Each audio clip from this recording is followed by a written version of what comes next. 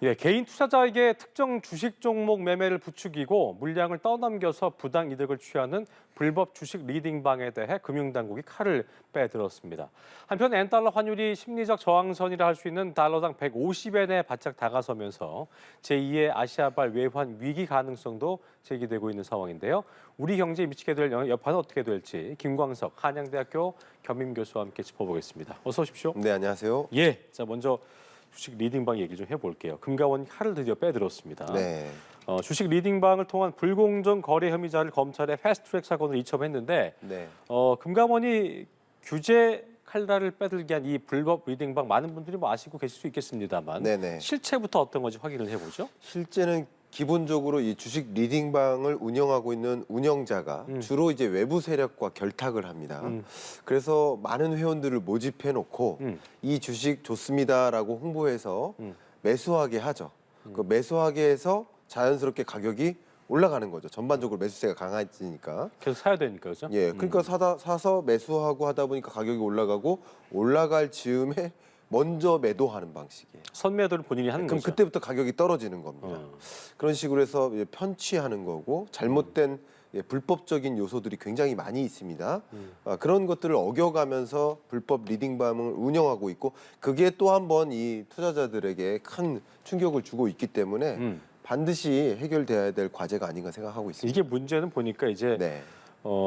맨 처음엔 유료로 한 것도 있고 또 네. 무료가 있는데 무료로 한 경우 무료로 하는 문자가 엄청 많이 오잖아요. 맞아요. 그러니까 본인 입장에서는 무료 정보 준다는데 나쁠 게 뭐 있을까 하면서 예. 들어갔다가 아까 말씀하셨던 것처럼 사람을 모으게 되면 그게 또 자금이 되니까 그게 맞아요. 큰 자금이 되니까 본인들은 먼저 선취매 해놓고 네. 소개한 다음에 뭐 오르게 되면 팔게 되는 그렇게 되면 피해를 보는 네. 그런 상황이 연속인 것 같은데 맞습니다. 이게 보니까 개인 투자자 같은 경우에는 본인도 모르게 네. 어떤 이 시세 조종이나 불공정 거래에 연루될 수 있다 이런 주의가 필요하다고 하던데 네. 이 부분도 좀 짚어봐야 될 것 몇 같습니다. 가지 가이드라인에 해당되는 주의 사항들이 있습니다. 예. 그거 말고 제가 한 가지 더 추가적으로 먼저 말씀드리고 싶은 게 있어요. 뭐 저를 예를 들어서 죄송합니다만 저도 예를 들어서 여러분 카카오톡방에 경제 읽어주는 남자 검색하시면 그 불법 오픈 채팅방이 있어요. 몇 개가 있더라고요. 그래서 이것을 교수님께서 지워달라고 만드신 게 아니시고 제가 만들 리는 없죠. 없고. 제가 불법 리딩을 주식을 뭐 리딩하는 뭐 리딩 투자방 뭐 이런 거 운영할 필요가 없습니다. 그렇죠. 그리고 저 말고도 많은 인플루언서들이라든가 아니면 금융계 여러 전문가들 이분들도 그분들의 이름을 살려서 불법으로 운영하는 리딩방 이거부터가 잘못이에요. 그런 문자 많이 와요. 왜냐면- 여기 되게 유명한 데인데 하면서 오는 그런 문자들. 이미 지식재산권을 침해한 거예요. 그렇죠. 이미부터 상표권을 침해한 거예요. 예. 그러니까 그것뿐만 아니라 그것을 이제 없애달라고 얘기를 해도 또 생겨나고 또 생겨나니까 문제인 거예요. 그래서 여러분들이 많이 생각하시는 그런 유튜브에서 유명한 그런 사람들, 또 유튜브 채널들을 운영하는 사람들, 그 채널명이랑 그런 것과 흡사하게 또 다른 채널을 만들거나 아니면 유튜브 혹은 또 카카오톡에 이 오픈 채팅방을 운영하거나 그런 것부터 좀 주의하실 필요가 있겠다. 그런 사람들이 소위 그런 뭐 전문가나 인플루언서나 이런 분들이 굳이 주식 리딩방을 만들지 않습니다. 그러니까 그것을 먼저 강조해서 설명드리고 싶고요. 예. 두 번째인데요. 선매매 가능성. 이거 굉장히 중요하죠. 앞에 말씀드렸던 것처럼 이 리딩방의 성격이 운영자가 가격을 올려놓고 먼저 파는 겁니다. 그래서 가격을 올려서 먼저 팔 가능성이 있다라는 것을 먼저 생각해보고 리딩방을 활용하실 것이라면 활용하셔야 되겠다 이렇게 생각을 하고 있고요. 두 번째, 이 선매매 가능성뿐만 아니라 꼭 여러분이 주의하셔야 될 게 불법에 가담될 수 있다는 겁니다. 그럼 가담되는 게 그게 예. 문제죠. 그렇죠? 그러니까 리딩방 운영자가 보통 시세 조종 행위에 실제 가담될 위험이 있는 것인데요. 예. 자본시장법 제 176조에 따르면 인위적인 주가 변동을 목적으로 시세 조종성 주문 제출에 동참하더라도 주가 조작 행위에 혐의를 받을 수 있습니다. 그렇군요. 이거는 법적 위반입니다. 또 다른 법적 위반 두 번째 또 한 가지가 미공개 정보 관련된 또 매매 권유입니다. 그러니까 이 운영자가 사전에 미공개 정보를 먼저 입수해서 그걸 가지고 또 많은 회원을 모집하는 방식이 있는데 그것도 역시 엄연히 자본시장법 제 174조, 178조에 따르면 미공개 정보 이용 혐의나 또 시장 질서 교란 행위 이런 식으로 법에 접촉될 수 있기 때문에 그렇군요. 여러분이 법적 위반을 해가면서 이런 리딩방을 활용하실 필요가 없겠다. 좀 주의하시고 돌다리도 좀 두들겨 보면서 맞아요. 의사결정하셨으면 좋겠습니다. 어쨌든 성급하게 했다가 본인이 피해자 되면 물론이고 또 네. 범법자가 될 수도 있는 상황이기 그렇습니다. 때문에 예. 이런 부분들은 더 조심하셔야겠다는 거. 그러니까 오픈 채팅 같은 걸로 그런 거 오면 그냥 바로 그냥 나가게 하는 게 제일 좋은 게 아닌가 생각이 듭니다. 그렇게 생각. 근데 이제 요즘 국면이 특히 21년 끝자락에 올라타신 분들 맞아요. 그러니까 그러니까 그 이제 심리를 이용하나 봐요. 심리를 이용해가지고 맞아요. 네. 그 채팅방 이름 자체가 그 뭐 원금 보존방 뭐 이런 거 맞아요. 이런 식으로 만들어 놓고 뭔가 많은 위로의 현을 워딩을 유의해. 써놓고 예. 그렇게 자꾸만 그러니까, 현혹하는. 예, 그런 것들도 유의하실 필요가 있겠다고 네. 강조하겠습니다. 알겠습니다. 자, 어제 오후에 이 결정 때문에 아주 부동산 시장이 뜨거웠습니다. 네. 강남의 재건축 상징이죠. 항상 지나갈 때마다 여기는 재건축이 언제 되나 했던 그런 곳이기도 한데 네. 대치동시 은마 아파트가 19년 만에 도시계획위원회 심의를 통과를 했네요. 네, 그렇습니다. 어떻게 보셨어요? 예, 도시계획심의위원회에 통과한 것이 뭐 그것을 기대한 계층들의 경우에는 굉장한 호재다라고 생각을 하고 계시죠. 그렇죠. 예. 예. 왜냐하면 굉장히 많은 시련들이 있었습니다. 1979년에 은마 아파트가 건축된 이후에 그 이후에 여러 번 뭐 안전 진단도 통과하지 못한 때도 있고 네. 여러 가지 그 걸림돌이 있었습니다. 그런데 이번에 도시계획심의위원회를 통과했기 때문에 이제 7부 능선을 넘었다. 그렇군요. 아직도 남아 있다라는 것을 아직은 말씀드려요. 7부군요. 예. 네. 그러니까 뭐가 남아 있는지를 지금 말씀드리고 싶은 네, 거예요. 네, 네. 기본적으로 남은 재건축 과정이 나름 속도감 있게 이렇게 돌아갈 가능성은 있는데 문제는 은마 아파트 이 재건축 추진 위원회가 조합원의 동의를 거쳐야 되고요. 첫 번째. 또 조합 설립 인가를 받아야 되고 뭐 그 여러 가지 과정이 있는데 그 첫 번째 중요한 과제 중에 하나가 재건축 초과이익 환수제입니다. 네. 이 제도를 물론 개정했습니다. 이 제도를 좀 완화시켜서 어떤 분담금 자체를 좀 완화시켜줄 가능성이 있지만 여전히 분담금을 물어야 되기 때문에 굳이 이것을 해서 내가 분담금을 물어야 된다. 나는 여기 평생 살 살고 것인데 있는데 그렇죠? 그런 계층도 분명히 있을 수 있고요. 또 한 가지는 분양가 상한제가 적용이 되면 이 분양가를 마음대로 올릴 수가 없는 거예요. 그러니까 분양가가 마음대로 올릴 수 없기 때문에 조합원들의 부담이 가중될 수 있는 것이죠.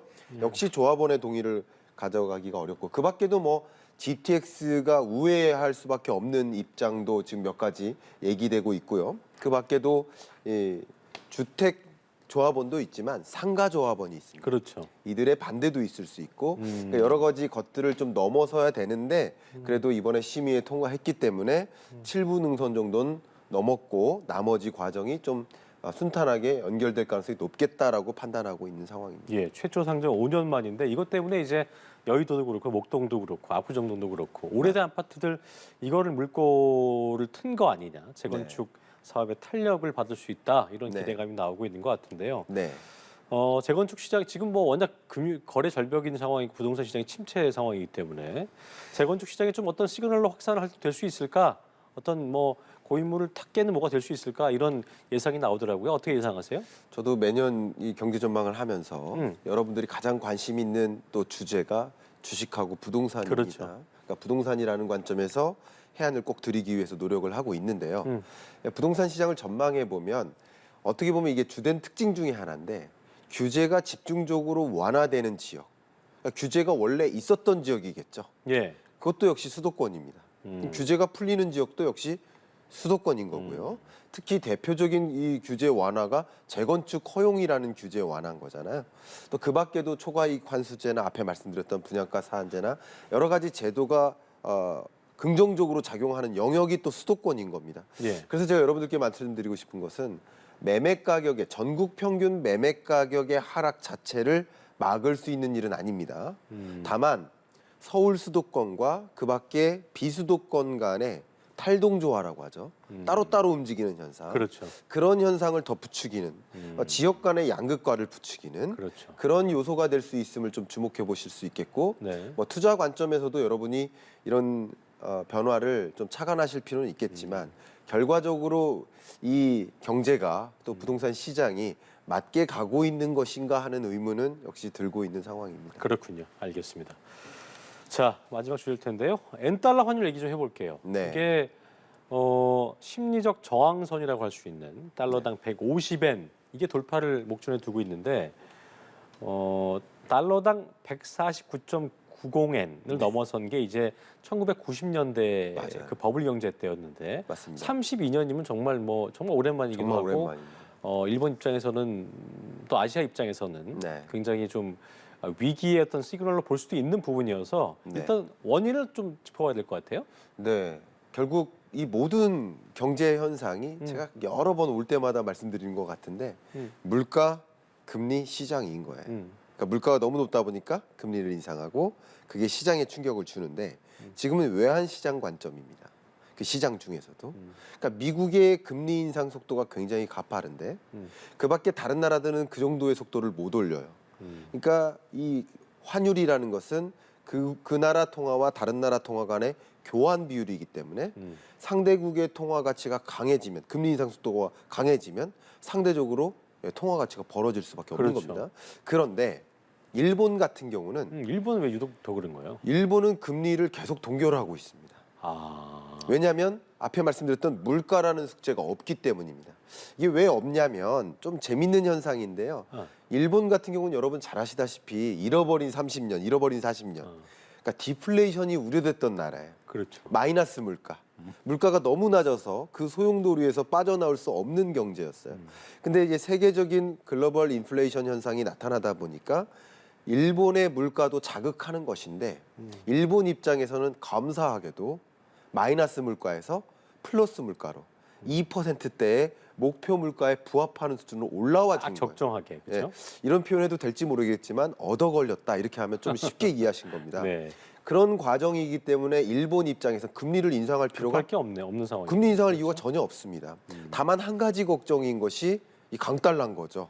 엔화 가치가 너무 떨어지고 강한 달러이다 보니까 그게 걱정인 것이고 그걸 막기 위해서 미세 조정, 그러니까 달러를 매도한다든가 구두 개입한다든가 하는데 사실 제가 지난번에도 말씀드렸지만 이런 미세 조정과 관련된 구두 개입, 또 직접 직접 개입 개입이 이것이 미국의 개입과 같이 맞물리면 아무 의미가 없다. 그렇죠.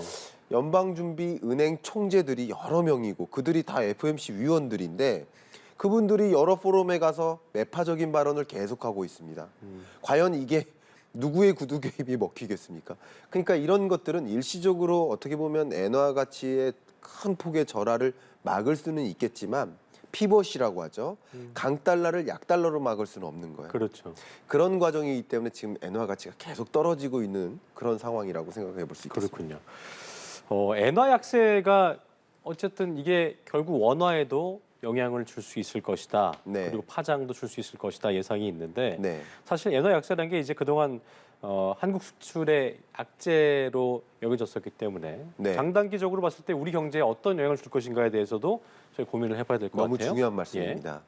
돈의 가치의 변화는 돈의 이동을 부추기는 거예요. 여러분 항상 코끼리 뒷다리를 잡고 계시면서 뭐 이렇게 코끼리 발을 지켜보지 마시고 산 정상에 올라가서 수십 마리 코끼리의 횡단을 보셨으면 좋겠다. 이 말씀을 제가 강조해서 드리는 건데요. 돈의 이동을 보십시오. 결국 미국 돈의 가치가 강해지는 만큼 그만큼 달러에 투자하는 사람들이 많은 거예요. 그래서 달러 가치가 강한 겁니다. 그렇게 생각하시면 한 가지 좋겠고요. 그게 금리가 그 돈의 이동을 만드는 거라고 볼 수 있겠죠. 그런 것처럼 일본 엔화 그리고 중국의 위안화 이 두 개국의 통화 가치가 어떻게 보면 아시아 통화국 통화 가치를 절대적으로 기여하는 역할을 하겠죠. 근데 이들 통화 가치가 떨어지니까 일본으로부터도 자금 유출이 야기되고는 있지만 아시아 시장으로부터 자금 유출이 같이 동시에 일어나고 있는 거예요. 그럴 수 있겠네요. 좀 어려운 표현인데 재밌는 표현이기도 하고 테킬라 효과라고 합니다. 테킬라. 예, 1994년에 당시 멕시코에서 외환 위기 가능성이 점증됐고 실제 위기가 처했는데 이게 테킬라가 멕시코 술입니다. 선인장으로 만든 테킬라라고 하죠. 네, 그게 이제 원어는 이제 테킬라인데요. 맞아요. 이 테킬라가 마치 술에 취해서 다른 나라들도 전이 되듯이 외국인 투자자들이 멕시코로부터만 자금 유출을 하는 것이 아니라 그 주변 국가들로부터도 같이 그것이 가장 중요한 어떻게 보면 외환 위기 가능성을 점증시키는 과제가 되고 있지 않나 이런 생각을 해보고요. 그런 것들이 지금 한국 경제 입장에서도 중국은 금리를 계속 뭐 인하하거나 일본은 동결하는 거예요. 여건이 다른 겁니다. 근데 우리나라는 금리 인상하니까 그나마 이제 강달러를 막을 수 있지만 이런 외환 시장의 변동성이라든가 외국인 자금 유출은 계속 여러분들의 고충을 가혹하게 만드는 그런 여건이고, 마지막으로 한 가지는 일본의 수출 품목과 우리나라의 수출 품목이 유사합니다. 우리나라도 자동차, 그렇죠. 일본도 자동차. 맞아요. 수출 경합도가 높기 때문에 엔화 가치가 이렇게 떨어지면 우리나라는 수출하기가 불릴 수밖에 더 힘들어집니다. 없겠네요. 그러니까 여러 가지 악조건이 계속 가중된다, 이렇게 해석할 수 있겠습니다. 알겠습니다. 상황을 좀 지켜봐야겠네요. 지금까지 경제읽기 김광석 한양대 겸임 교수와 함께 짚어봤습니다. 오늘 말씀 고맙습니다. 감사합니다. 예.